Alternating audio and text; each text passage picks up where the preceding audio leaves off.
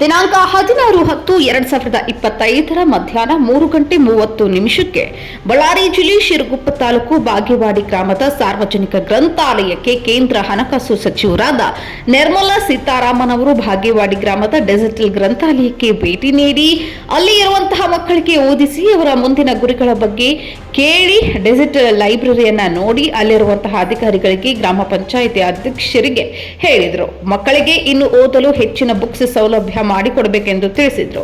ಈ ಸಂದರ್ಭದಲ್ಲಿ ಉಮಾದೇವಿ ಮೇಡಂ, ನಾಗೇಂದ್ರ ಪ್ರಸಾದ್ ಜಿಲ್ಲಾಧಿಕಾರಿಗಳು, ಶೋಭಾರಾಣಿ ಬಳ್ಳಾರಿ ಎಸ್ಪಿ ಮೇಡಂ, ಶಿರಗುಪ್ಪ ಕ್ಷೇತ್ರದ ಶಾಸಕರಾದಂತಹ BM ನಾಗರಾಜ್, ಮಾಜಿ ಶಾಸಕರಾದ ಸೋಮಲಿಂಗಪ್ಪ ಮತ್ತು ಹಲವು ಅಧಿಕಾರಿಗಳು ಹಾಗೂ ರಾಜಕೀಯ ಮುಖಂಡರು, ಊರಿನ ಹಿರಿಯರು ಕಾರ್ಯಕ್ರಮದಲ್ಲಿ ಭಾಗವಹಿಸಿದರು.